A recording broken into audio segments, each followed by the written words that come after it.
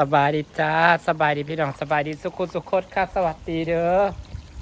สบายดีที่บ้านพันลาพี่น้องสวัสดีที่บ้านสวนนะจ้าพี่น้องจ้ามื้อนี้สิไปบ้านอัมมาลาเพราะว่าบ่าววงมานะบ่าววงสวนไปเล่นสวนตะวันแหละเราไปเล่นบ้านอัมมาลาประมืออื่นปะก็เลยมื้อนี้กระแดดแน่พี่น้องกัดสีอย่างสิ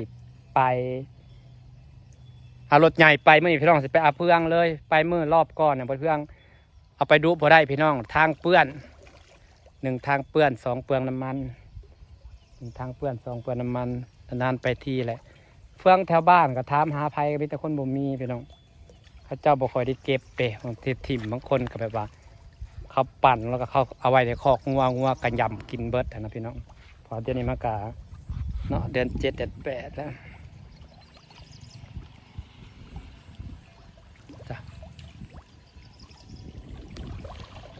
ให้อาหารไปเลยเด้อพี่น้องในปลานะปลาน้องก็จะแตกสวดๆให้อาหารรอบเศร้าไปแล้ว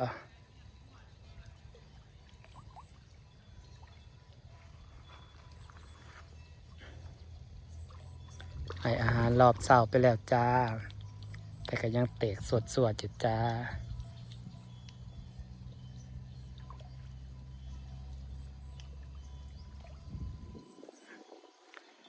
บรรยากาศบ้านสวนพี่น้องฝนต้นมะพร้าวก็กำลังเริ่มใหญ่แล้วใหญ่ไปแล้ว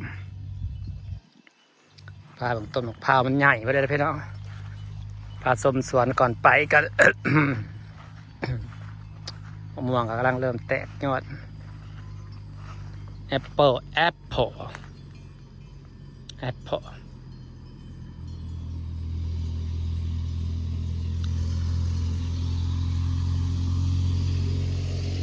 ต้นน่ะดวงเจาะตาย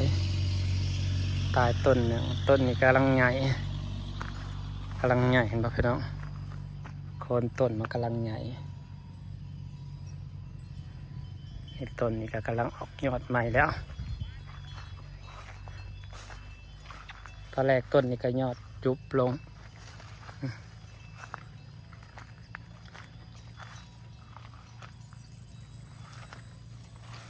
คันซาข่อยมันมีหยาขอกแกะคามียังมันแน่นก็ได้พี่น้องต้นอันนี้ไม่อันนี้กระลายแต่ว่าฝนตกสะเบ็ดยังมีระแวงหอยนายานเพราะเป็นสะป่านคันเนาะบันดีขึ้นดีแตกจั่วมาเห็ดอย่างไรเนาะแต่กระชาตรวจสอบบางเรื่องนะก็สิยากคือดอกสำคัญใหญ่เนาะรถ10 ล้อเหยียบไปเหยียบมาตอนป่าน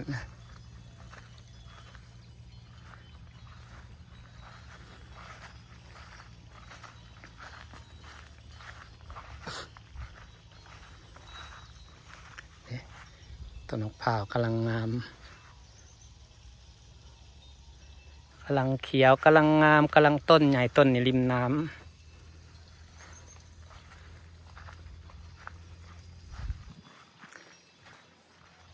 ดินนั่นสิอมน้ำเนี่ยอมน้ำนะอันนี้ต้นมะม่วงประม่วง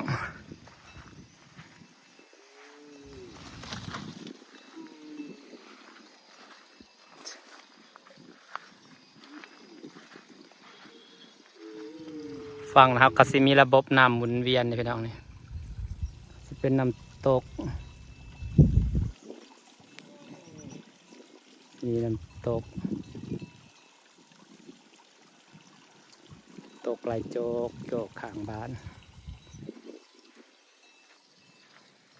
ต้นมะม่วงนะใหญ่ไว้ปีหนาได้ซ่อนห่มแล้วได้นี่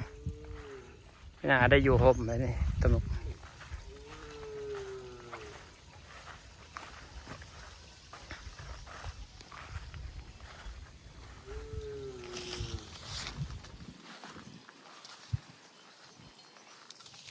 ม่วงใหญ่ไว้นะพี่น้องใหญ่แบบ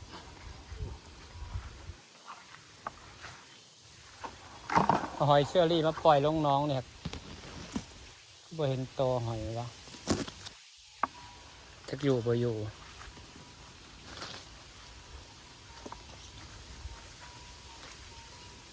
หน่อไม้ก็กำลังกอใหญ่จ้ะกำลังขึ้นกอที่แน่ๆมะกอเราดีดกจริงๆนี่3 งาดกสูงงาดกกะลีได้ไปน้องนี่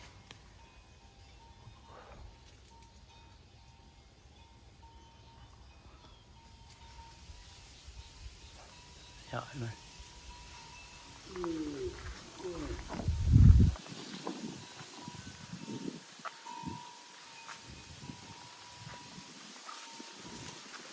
นี่ปีหน้าต้นขนุนเขาต้นนี้ต้องเป็นแน่เลยมีครับมี3 ต้นนะพี่น้องนี่นี่ต้นนี้กำลังงาม2 3 ต้นอันนี้สิเป็นเนี่ยมะนาวก็ได้3 ต้นนะจ๊ะกำลังเป็นดอกมะนาวเนี่ยให้เป็นดอกเนี่ยต้องแดดก่อนแดดไปโดนๆสักพักแล้วฝนจะมาตกทำดอกออกแน่นอนต้นกำลังใหญ่2ครับน้ำลายแห้งไปดอกมะนาวนี่คักกระทานก็เริ่มออกดอกแล้วต้นน้อยยังไม่อยากให้ออกปานใดต้นใหญ่ก็ออกดอกอะ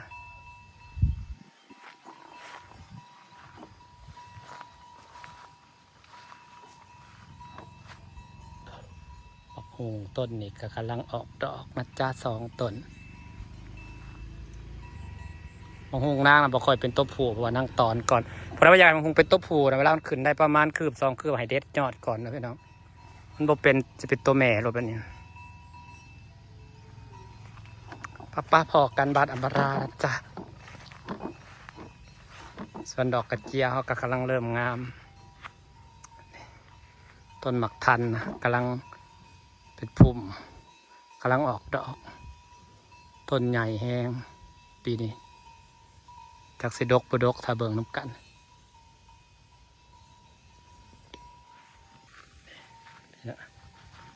วันนี้จะเอารถใหญ่ไปนะคะผ่ามันพูดพี่น้องว่าน้ำมันเข่าน้ำฝนตกดีเสมอน้ำเข่ากล้องแต่ไม่รู้ว่ากล้องน่ะเจือนหรือบ่เจือนแต่ว่าเขาบ่แปลงเพราะว่ายังมันแปลงแล้วเขาถ้าไปเข่าไปสูดน้ำปุ๊บมันสีเจือนมันสีปุ๊บป้าไว้อย่างสีก่อนเพราะว่าให้มันแดดนั่งจังสีแปลงพอเลย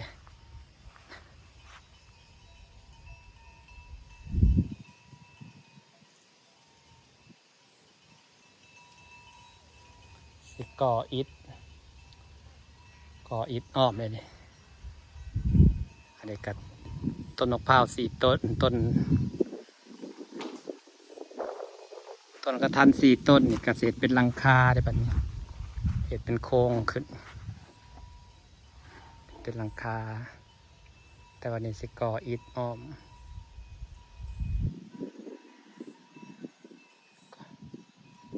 ซื้ออิฐมาก่อเองเลยจ้า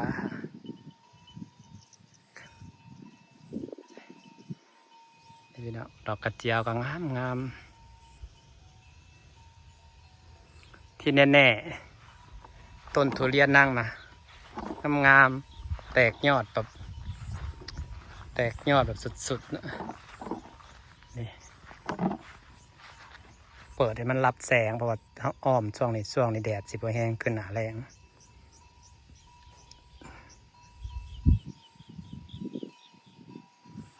เรียนรับแสง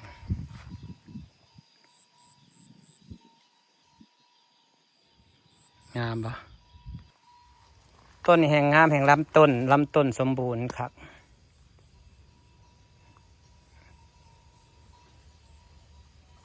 ลำต้นสมบูรณ์ค่ะไซเกาหลีกำลังเริ่มเป็นกำแพงสำคัญแล้วมาเมื่อไรจังสิตัดต้นไม้ต้นออกใหญ่ไว้ตัดปีละ2 เทื่อ 3 เทื่อที่มันงามต้นไซเกาหลีนะกำลังเริ่มจะเป็นกำแพงสำคัญแล้วพี่น้องนี่มันก็จะเป็นกำแพงหนาแบบนี้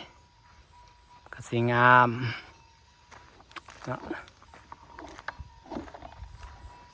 นี่กระเสงามเป็นผุ่มพอกันบ้านอำมาลาเด้อจ้าฝนตกมือหนึ่งมันกระแหงเลยถนนเราพี่น้องมันกระเพาะไปแหละ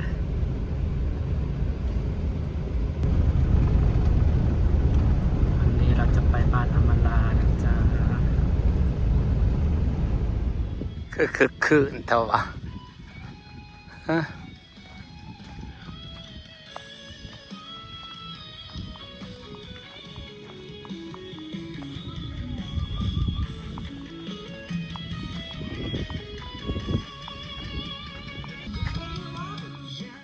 งาม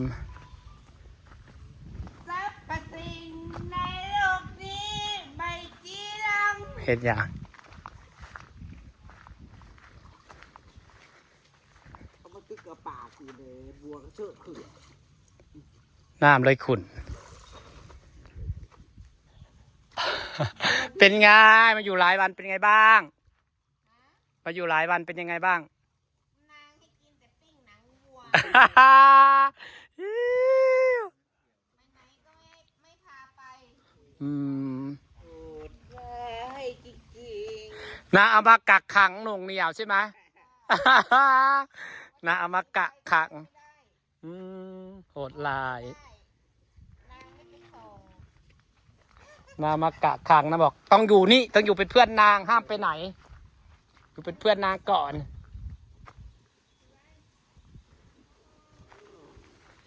เขามากวนปลาและน้ำขุ่นเนอะ ปลาแล้วก็ตำอะไรดีตำมะฮุง อยากกินอยู่นะ ตำชั่วแล้วก็ปุ่นก็มี ตำคุงดีกว่า มาแกงไหม เนี่ยง โอ้ยหลายอย่างเมื่อวานที่แกงในปลาหมดหม้อนึงโอ้ย อ๋อ กินกัน เฮ้ยหอยจูบเอามาปล่อยปะ เอาหอยมาปล่อย4 ถุง หอยยังเคยหอยจูบธรรมดาเท่านี้แกงไตปลาเหรอครับข้าวขนมจีนแซ่บเด้ เป็นหม้อเลยเมื่อวานน่ะแกงเมื่อวาน แซ่บอาหารใต้กินหมักกินแตะขวกกิ้ง แกงไตปลานี่แหละหมักนั่งหมักมาขวกกิ้งสบายมะกรูดหอมๆพวกเราแผ่งามเนอะบัวนะน้องธนปลามันหลายปลามันกิน เจ๊แล่มา มาพี่เอ้ยฮะเนี่ยมาตำเฮ้ย เบียร์แก๊สหนึ่ง ไอ้หน่อไม้อำมาลาเป็นหน่อไม้ใหญ่เนอะเฮ้ยลำมันใหญ่เลยมันขึ้นออกมาลำได้ก็ใหญ่เลยนั่นไงแต่ลำงาม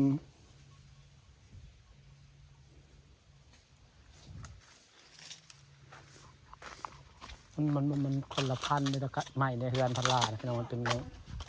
ไม้เพื่อFCแล้วไม้ไผ่ยังวะ โอ้ยไม่ตายหรอก ไผ่บก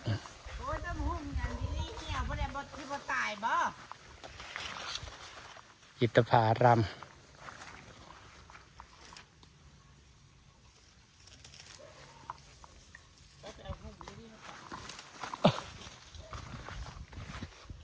ก็ออกอย่างบวบเนี่ยพันลามมาใส่ต้นไม้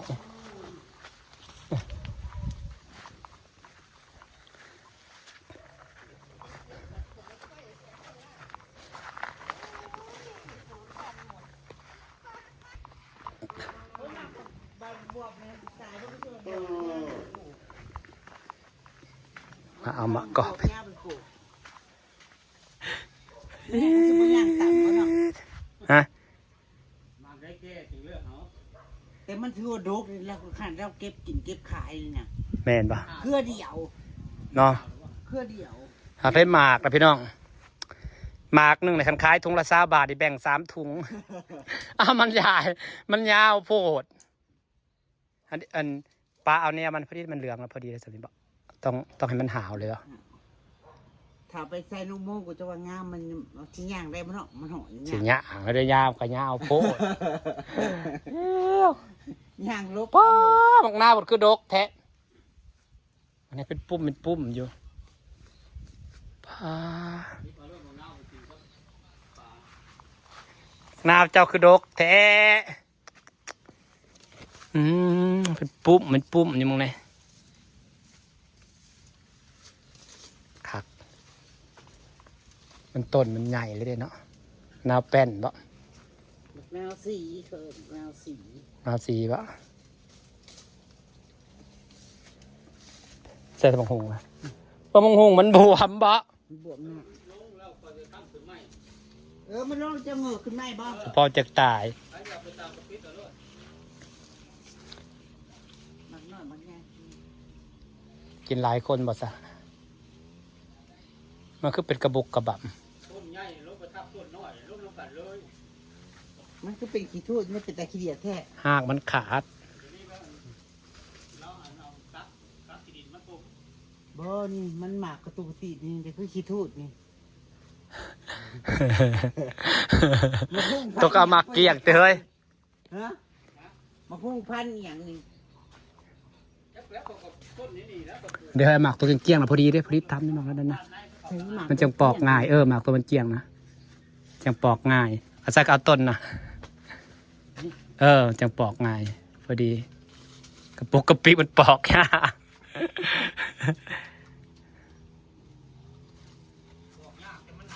เธอหายไปไหนมาโอ้ยแหใหญ่ไปตึกอยู่บ้านเด้คือสิขับ เนาะตึกของ พอตึกเห็นในหนองกูนะ แม่น กระตึกแฮน้อยนะปดบ่ไหวใส่สีนะไปไหนมาคะจะไปเห็นเธอมาตั้งนานใช่ไหมเธอสูญหายไปแล้วคือเงียบก็ไปเห็นมาเพราะเป็นไปไอ้เกาหลีอะไรบ่วะ ไปเกาหลีวันนั้นวันเรื่องเกาหลีเนี่ยเนาะ ก็ว่าจะไปเกาหลีอะไร หอดจังแห้ง ก็จะท้าเวลาอยู่อันบ่วงไปเกาหลีบ่คือเงียบแท้ วันเรื่องเกาหลีเขาจะไปเดซ่ามันเขาจะเสียชีวิตในเห็นข่าวอยู่บ่ แนวมันแล้วมันปรับสภาพบ่ได้เนาะ อากาศมันห่อนแห้งพอ ฮ้อนก็ฮ้อนโพดคันหนาวก็หนาวขนาดไอ้ นี่มาตกเนาะ เจ้าสอนเจ้านายเก่าเช่นนั้นรวยแต่มันถือโอกาสไปเที่ยวเกาหลีว่าอยากไปเที่ยวสำหรับเจ้าของไปตายไปเราก็ปรับสภาพอากาศไว้เราก็ช็อกตายหลายก็เลยได้ไปเที่ยวปรับอากาศสภาพบ่ทันและช็อกตายนะ ห่อนแห้ง เขาว่าเดี๋ยวนี้มันฮ้อนแฮงเนาะมันฮ้อนผัดเป็นเห็ดในโดมเนาะ ไปห่อน เห็ดในโดมเห็ดเป็นโดมเป็นมันฮ้อนที่มันอากาศบ่ถ่ายเทเพราะว่า งานการแจกเนาะ กลางแจ้งมันเป็นโดมอยู่ในไอ้อันนี้ในผ่าอ้อมอากาศบ่ได้ถ่ายเทเพราะบ้านเขามันเมืองหนาวมันฮักกะสิมาฮ้อนนี่แหละ นกก็เสียชีวิตแบบไปห่อน ทำเอาเจ้าของไปตายนะถ้าสิไปอยู่สบัดนี้จะสิไปประมาณนี้ อยู่ในบ่ไปดอกหยาดเนี่ย หัก แต่ได้เมีย คนไปเที่ยวก็ตายหลายก็มีได้เขาไปเที่ยวเขาไปเที่ยวหนาหนาวฮันเด้แล้วเขาช็อกอากาศหนาวนะ ก็หนาวโผดเด้ห่อนก็ห่อนกับ ใช่ถ้าหนาวก็หนาว ก่อนเกาหลีก็บ่ได้ห่อนปานใดเด้ก็ธรรมดาว่าที่นี่ นี่แหละปีนี้แหละขนาดไอ้ฝรั่งเศสยังฮ้อนเนาะ มีหลักฐานอยู่บ่ มีหลักฐานเอาไปเราจ้าสิฝากบรรยากาศไว้สักนี่ละจ้ามื้อนี้มาหาบ่าววงจ้าบ่าววงเพิ่นมาเล่นนัดกันมาเล่นปกติกับพวกเฮาสายที่เอาทางสบายดีจ้า